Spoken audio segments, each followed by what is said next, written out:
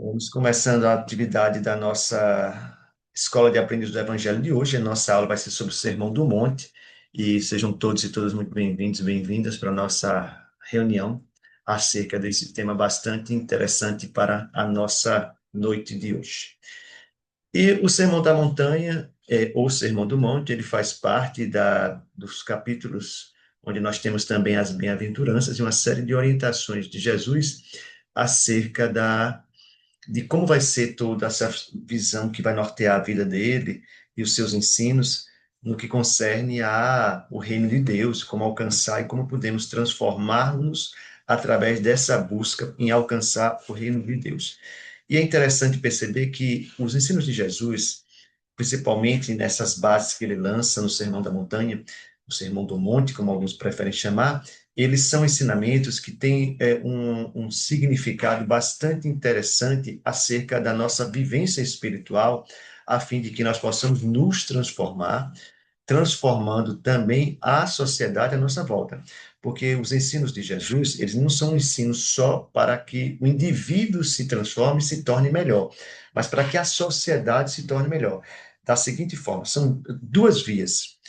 É a via onde eu preciso trazer um autoconhecimento acerca de quem eu sou, de como eu posso agir sobre o mundo, e também um conhecimento acerca do outro e de como as minhas ações podem influenciar dentro da sociedade para melhorar e como as ações de outras pessoas podem me influenciar.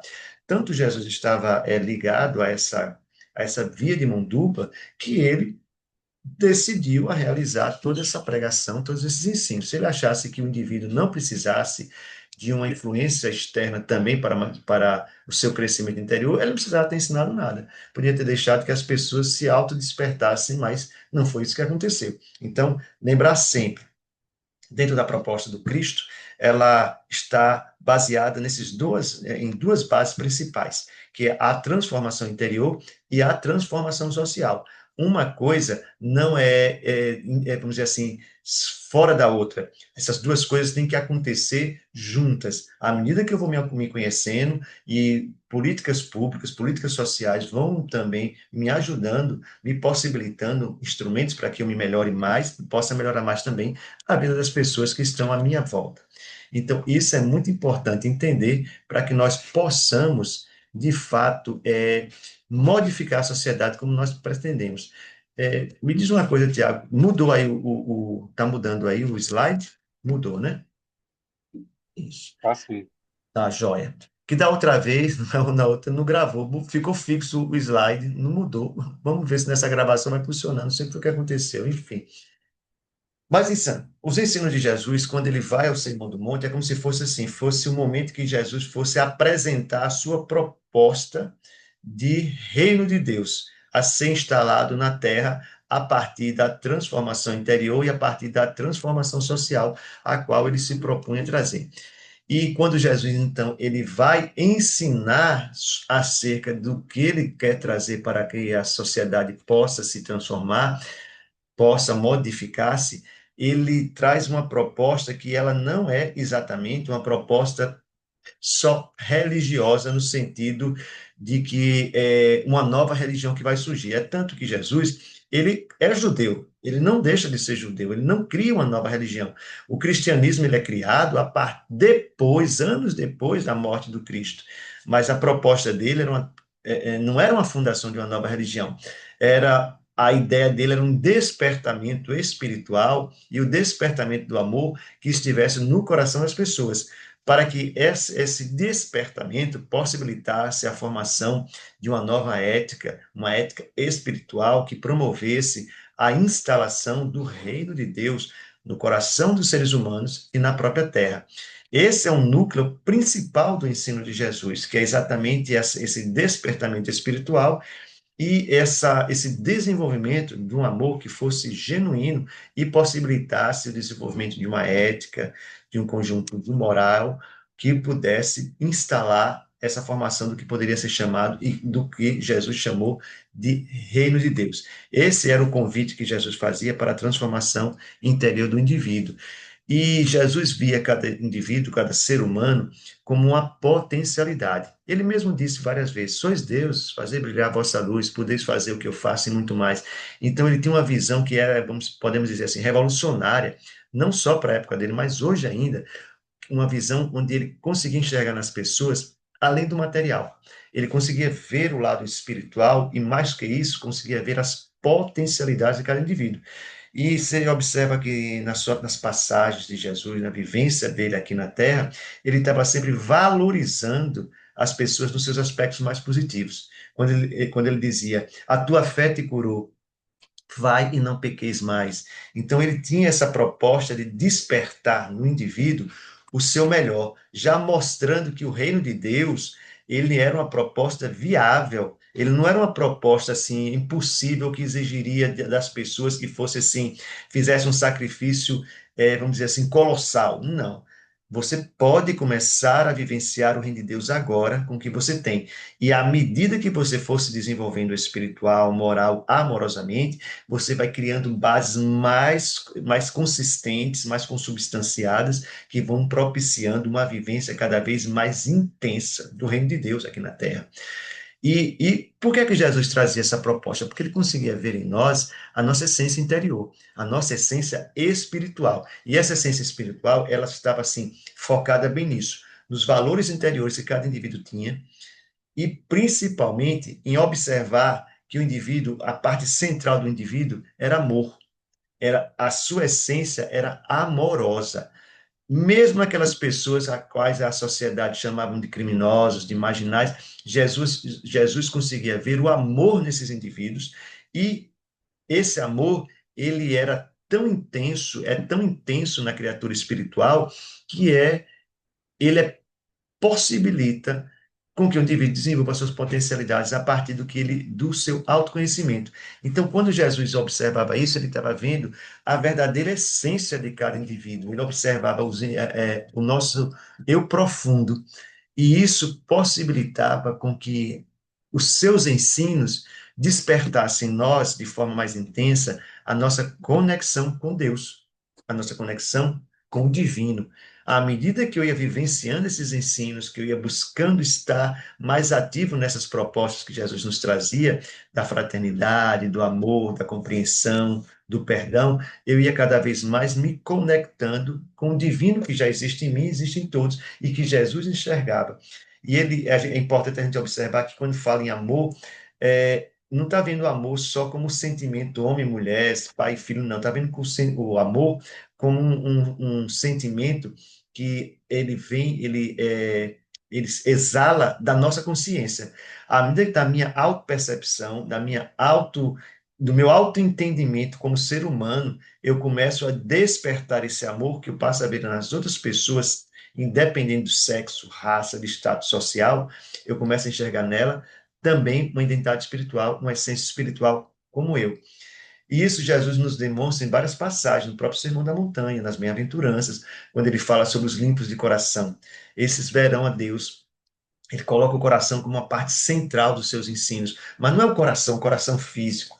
É o coração no sentido do sentimento. Aqueles que têm um sentimento de amor, de fraternidade, esses conseguirão ver a Deus porque eles conseguem ver a Deus lembrando que Jesus, nos seus ensinos, nos traz essa visão de que Deus está dentro de cada criatura. Então, ver a Deus é enxergar o outro.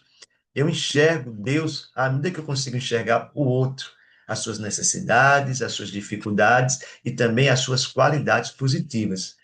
E olha que coisa interessante que Jesus nos remete, de que eu coloquei aqui para evidenciar bem, que consta em Mateus capítulo 6, no versículo 21, quando ele diz: porque onde estiver o vosso tesouro, aí também estará o vosso coração. É exatamente isso que a gente está querendo trazer desse ensino de Jesus, essa percepção do coração enquanto amorosidade, enquanto amor, mas não amor só esse sentimento simples de um indivíduo para o outro, mas do indivíduo para a essência que existe nas outras pessoas ao seu redor.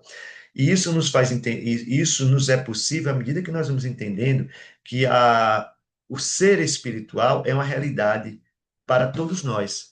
Eu sou espírito, você é espírito, nós precisamos entender que nós somos espíritos e nós somos espíritos tendo uma experiência no mundo físico, vivenciando em um corpo físico para desenvolver cada vez mais as nossas potencialidades, as nossas qualidades positivas. E nós podemos dizer que ah, precisamos desenvolver cada vez mais a nossa inteligência, mas também o nosso sentimento. Isso é muito importante que tenhamos sempre claro. Uma coisa não vamos dizer assim, dispensa a outra. Ah, fulano é mais amor, fulano é mais raciocínio. Nós temos que encontrar pontos de equilíbrio. Nós precisamos utilizar o conhecimento de forma coerente e também o sentimento.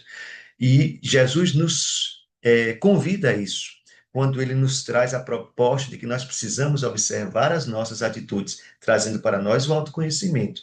E precisamos, nessas atitudes nossas, colocar sentimentos. Quando Jesus vai curar, quando ele vai falar, ele utiliza sempre a, as propostas dele, dos ensinos, mas também dos seus sentimentos. E essa foi a grande marca do Cristo, foi colocar sempre os seus pontos de vista através de um raciocínio lúcido, mas também junto de um conhecimento. Quando a mulher adúltera, eles chamam Jesus, colocam ela à frente de Jesus e pede para Jesus tomar uma atitude, e ele baixa, vai escrever e depois diz: mulher, onde estão os que te acusam? E ela diz: se for, e ele diz: eu também não te culparei. Jesus então demonstra o que é preciso que a lei seja aplicada, mas com amorosidade. Se você for só raciocínio, você acaba se direcionando para um radicalismo, onde você começa a não conseguir ter uma convivência pacífica, empática com outras pessoas. Se você for só sentimento, você acaba caindo no fanatismo, de achar que as coisas estão certas pelo sentir. Então a gente precisa encontrar um equilíbrio para isso, porque esses ensinos de Jesus, eles sempre estão nos trazendo essa visão de nos chamar a atenção para que os nossos pensamentos estejam coerentes com as nossas emoções. Nós precisamos equilibrar isso. Então, quando Jesus nos traz isso, eu me lembro assim, eu conheço pessoas que são religiosas, são espíritas, mas são a favor do uso de armas. São espíritas, mas são a favor da pena de morte. A gente não consegue entender assim, essa proposta. Como é que eu consigo colocar um pensamento que está tão contrário ao que seria de sentimento? Todo mundo tem o direito à segunda escolha. Eu não sou Deus para determinar a vida das pessoas. A lei tem que ser cumprida, as leis que nós temos, mas não o assassinato, não a vingança. As leis existem exatamente para que nós não exerçamos o que nós poderemos chamar de justiça de forma vingativa e colocar a justiça no nível tal qual o próprio crime. Então, pensamentos e sentimentos, eles precisam estar alinhados, coerentes. O autoconhecimento, ele traz essa proposta para mim. Eu preciso me conhecer cada vez mais para entender como meus pensamentos influenciam os meus sentimentos e como os meus sentimentos estão influenciando os meus pensamentos. E todos esses ensinos, eles vêm exatamente nos trazer essa lembrança, esse chamado, podemos por assim dizer, ao nosso desenvolvimento moral. Esse desenvolvimento que ele não é feito assim aleatoriamente, pelo menos não deve ser feito aleatoriamente. Ele deve ser visto como um processo de desenvolvimento que é regular e constante. E isso só vai ser possível à medida que eu desenvolver o meu autoconhecimento, que eu começar a ter cada vez mais consciência das minhas limitações e também das minhas capacidades físicas, espirituais e psicológicas. Porque enquanto eu estou encarnado, eu tenho que contar também com o meu corpo físico dentro desse processo. E essa busca pela perfeição moral, ela envolve esse processo de busca pela perfeição moral, ele envolve algumas etapas, onde eu preciso desenvolver a minha evolução espiritual de uma forma contínua e consistente, e essa evolução ela precisa ser envolvida com responsabilidade. Não é buscar a minha evolução abrindo mão de ajudar outras pessoas, abrindo mão também de entender o lado das outras pessoas. Claro, cada um é responsável pelo seu desenvolvimento, mas eu vivo com essas outras pessoas, eu vivo numa sociedade, então eu não posso pensar só em mim. Por quê? Porque Jesus também nos ensinos dele nos traz, nos levanta questionamentos acerca de nós não sermos egoístas.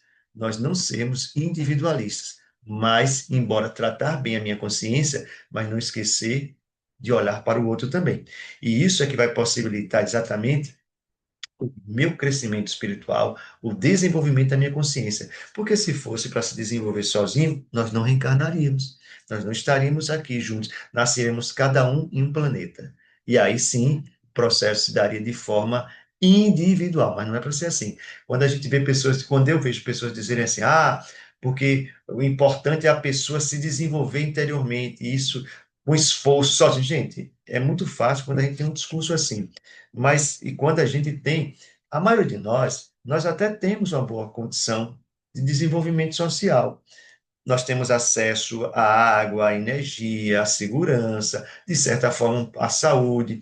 Olha só, se formos pensar naquele indivíduo que mora numa cidade bem pobre, e dentro dessa cidade bem pobre, que tem um IDH baixo, essa pessoa que mora na periferia dessa cidade, num lugar que não tem água, que não tem esgotamento, que não tem acesso à educação, que não consegue emprego adequado, só subempregos, onde ele tem que trabalhar, às vezes, em dois empregos, chegando a uma carga horária de 16 horas de trabalho no dia, 12, 16 horas, para conseguir fechar no final do mês um salário mínimo, um pouco mais de um salário mínimo.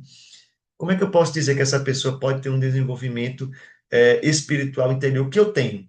Eu tenho água encanada, gente, em minha casa. Eu ligo a torneira, tomo um banho. Eu tenho facilidade de almoçar todos os dias em minha casa, de jantar, de dormir numa cama confortável. E a pessoa que não tem essa condição? Eu não posso, então, achar que essa pessoa vai conseguir se desenvolver sozinha. Não, eu preciso lutar também para que essa pessoa tenha essas condições que eu tenho. Já pensou uma pessoa que não sabe ler? A dificuldade dela para conseguir adquirir informações que eu tenho facilidade de ter.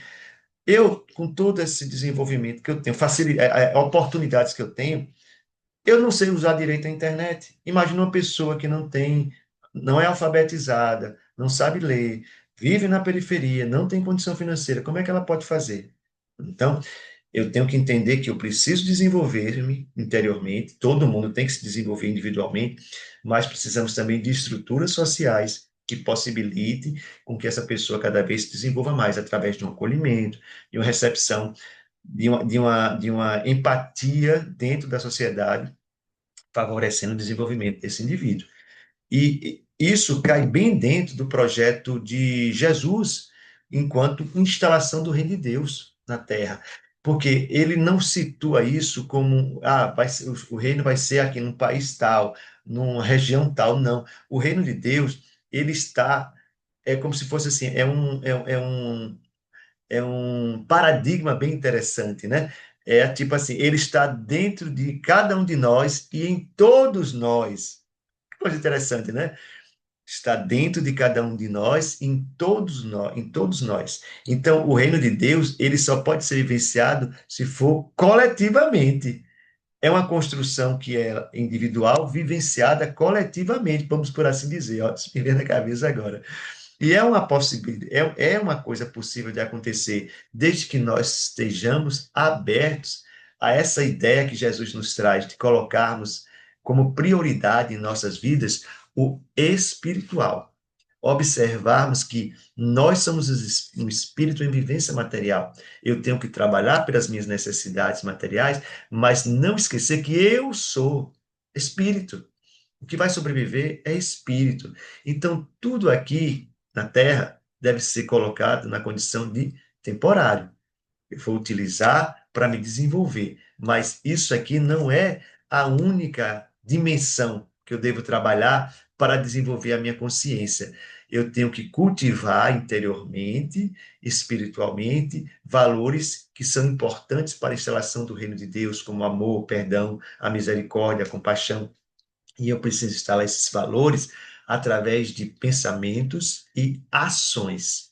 Eu preciso demonstrar através de ações. Como é que eu demonstro amor? Quando eu vejo pessoas que eu não sou tão simpáticas, mas eu sou capaz de desejar o bem para elas.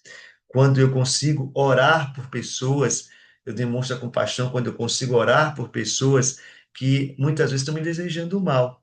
Não, eu não vou colocar minha cara a tapa, como diz assim, me colocar em situações que essas pessoas possam me machucar, mas eu não vou desejar o mal a elas. E principalmente, eu não vou julgá-las. Eu entendo, eu não aceito, eu não aceito, mas eu entendo a ação delas, mas eu não aceito e eu não vou me colocar numa situação que seja perigosa para mim no meio dessas pessoas. Mas vou trabalhar também para que exista condições sociais para que essas pessoas não machuquem outras e para que essas pessoas tenham a oportunidade de desenvolver o aprendizado, onde ela desenvolva esses valores do reino que Jesus nos traz, que é o amor, o perdão, a misericórdia e a compaixão.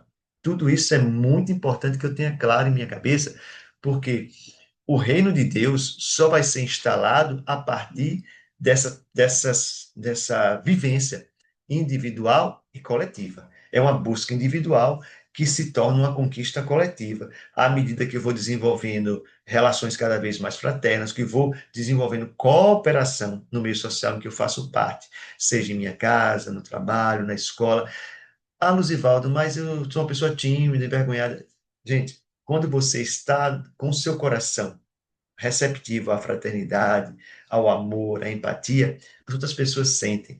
É como se fosse assim. Às vezes você está ali numa escola, num trabalho, e pouco fala com as pessoas, mas as pessoas dizem assim: Nossa, é tão bom quando eu estou perto de Tiago, de Lucival, de Fulano, de Beltrano, me sinto tão bem. Sinto que você é uma pessoa que eu posso confiar. Essa semana eu ouvi isso de uma pessoa que me disse assim: Você, Luzivaldo, eu sinto em você uma pessoa que eu posso confiar. Sei porque ela disse isso. Eu até disse assim: olha, não confio muito, não, que pode ser que o tiro saia pela culatra.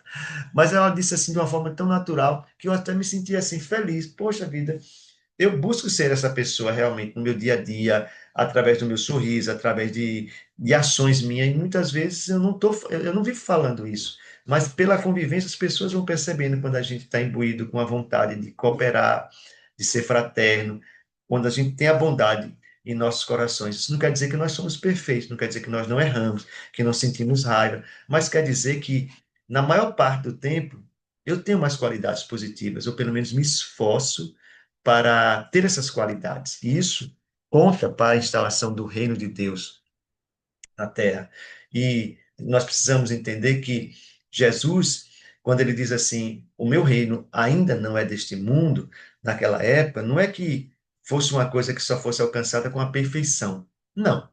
É que o reino de Deus ele é alcançado a partir da nossa conscientização, a partir da nossa busca por uma prática espiritual que seja cada vez mais autêntica e que seja buscando a nossa transformação interior, a chamada reforma íntima. Eu não vou instalar o reino de Deus só quando eu me tornar perfeito, mas quando eu me tornar consciente dessa necessidade e eu começar a trabalhar para alcançar isso.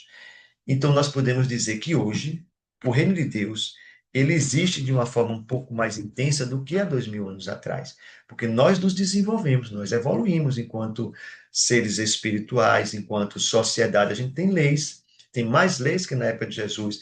Ainda temos muito assim, contrastes sociais, mas bem menos do que na época do Cristo. Tem ideia, as grandes metrópoles não tinham o esgotamento como nós temos em algumas cidades hoje. Nós não tínhamos universidades. A educação era promovida a partir da contratação de escravos que tenham conhecimento para ensinar os filhos dos nobres. Hoje nós temos acesso à educação, principalmente aqui no nosso país. A gente tem um acesso muito favorável à educação. Então, nós precisamos entender que o mundo se tornou melhor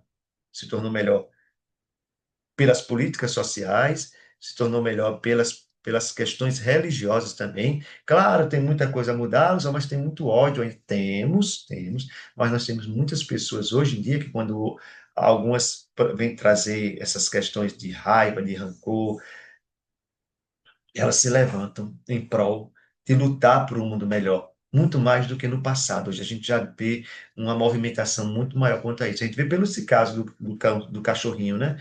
O cãozinho orelha. Quantidade de pessoas que têm se mobilizado para que realmente isso seja levado, seja passado a limpo, que as pessoas que estejam envolvidas nesse crime sejam realmente punidas. Então a gente começa a ver que a sociedade ela está cada vez mais se manifestando para que o reino de Deus ele exista de fato na terra.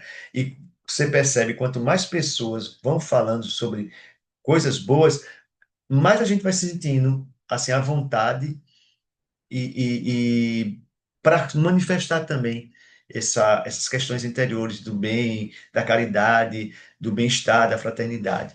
E essa reforma íntima que nós precisamos promover em cada um de nós, essa reforma social, ela passa por algumas práticas, né, que são importantes nós estarmos atentos, que Jesus nos traz e que a gente pode atualizar essa prática. Quando Jesus diz é importante a caridade, a oração e o jejum, a gente pode entender que a caridade não é só dar bens materiais, mas é você também se sentir desperto para acolher pessoas através de uma escuta, através de uma fala consoladora, através de um abraço.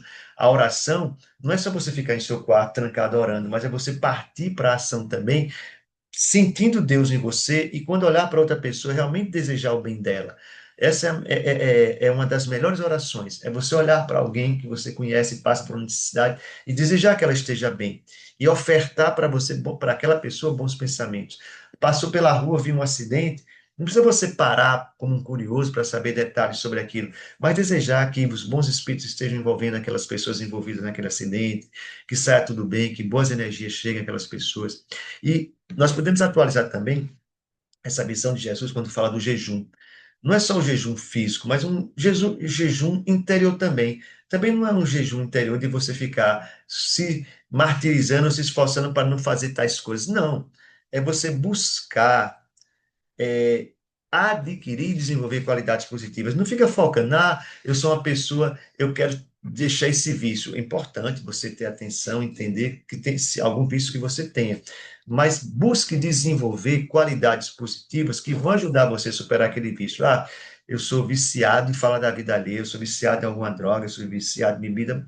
Peraí, que comportamento eu posso desenvolver que vai me ajudar a livrar-me disso?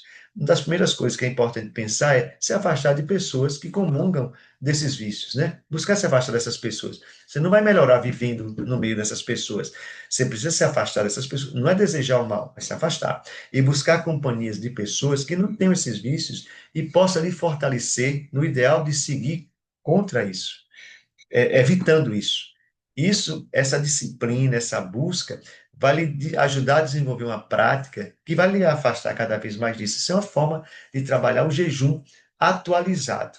Então, caridade, oração e jejum de forma atualizada vai nos promover a conquista de tesouros interiores e o desenvolvimento da nossa reforma interior.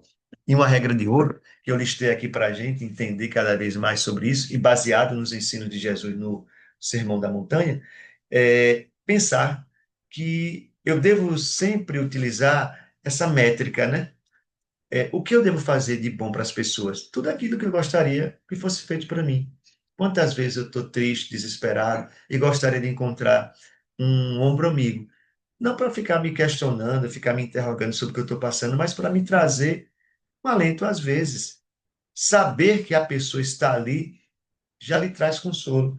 Às vezes você está tão triste e alguém chega e diz assim: ei, Luzivaldo, ei, Tiago, vamos dar uma volta, vamos comer um açaí, vamos tomar uma água de coco, e conversa só bobagens, vamos dizer, adversidades do dia a dia, e você se sente bem por estar ali, sair daquele ambiente, daquela atmosfera de ficar ruminando naqueles pensamentos que estão lhe causando dor, sofrimento. E essa regra de você buscar fazer para o outro o que gostaria que fizesse para você, ela vai lhe desenvolver a empatia, vai lhe desenvolver o amor fraternal e, principalmente, isso demonstra o quanto de responsabilidade que você já está desenvolvendo com o seu compromisso de acolher outras pessoas. Esses três pontos que a gente consegue tirar dessa observação, dessa passagem, principalmente em Mateus, no capítulo 7, sobre fazer ao outro que gostaria que fizesse a você, esses três pontos principais, eles vão nos ajudando a nos tornarmos também pessoas melhores. Porque uma pessoa que é empática, uma pessoa que gosta de expressar amorosidade para com os outros, é uma pessoa legal, é uma pessoa boa de a gente estar junto, a gente estar perto. E olha só, À medida que eu vou desenvolvendo a empatia, esse amor, essa amorosidade, essa responsabilidade, eu vou cada vez mais diminuindo ansiedades, eu vou cada vez ficando mais tranquilo, passando a confiar mais nos ensinos de Jesus, passando a desenvolver com mais robustez a minha fé, a minha compreensão acerca da vida espiritual, porque eu vou começando a olhar as coisas sem tanta pressa, com mais calma, com mais tranquilidade. E lembra-se sempre, a porta que Jesus nos fala, ela é estreita, porque o caminho espiritual que a gente precisa trilhar para o nosso desenvolvimento, ele não vai ser alcançado, desenvolvido de forma assim, mágica. Ele exige que nós tenhamos um exercício diário, com atenção, com dedicação, com constância, para fazer coisas que são simples, mas que são, às vezes, fora do que normalmente nós estamos acostumados a fazer. Como assim? Eu não estou tão acostumado a me preocupar com as outras pessoas, eu não estou tão acostumado a, mesmo estando passando por alguma dificuldade, me dispor a ajudar outras pessoas. Então, eu preciso estar atento para isso. Você quer ver uma coisa interessante? Você já notou como é fácil ter raiva, ódio de alguém? A pessoa faz alguma coisa que você não gosta, você fica com raiva e ódio. É natural isso acontecer. Mas você já viu que para você amar as pessoas, você precisa se esforçar? Você precisa, para você perdoar, você precisa estar atento. Nossa, peraí, eu vou perdoar fulano por causa disso e disso. Nossa, por Beltrano tem tais e tais comportamentos que são afinidades, são afins comigo. Nossa, eu vou me aproximar mais dele. Nota que precisa de energia, precisa de dedicação para que você consiga desenvolver o perdão e outras qualidades que são mais positivas, porque elas, por isso Jesus fala da porta estreita, no sentido de que é preciso esforço, constância, atenção. Claro que em determinado momento tudo isso vai ficar mais fácil. Você vai desenvolver o hábito. Isso vai sair de uma forma mais leve, mais tranquila.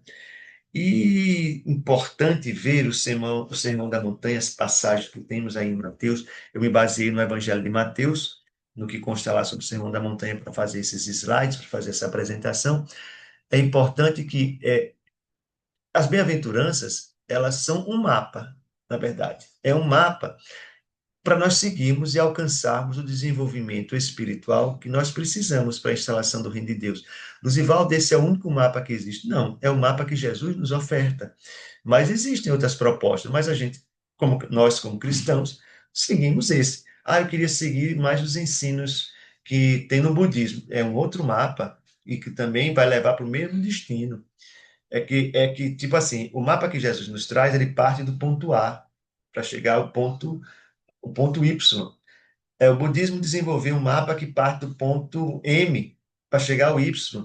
Uma outra religião, vamos dizer, o judaísmo, parte de um ponto L para chegar no ponto Y.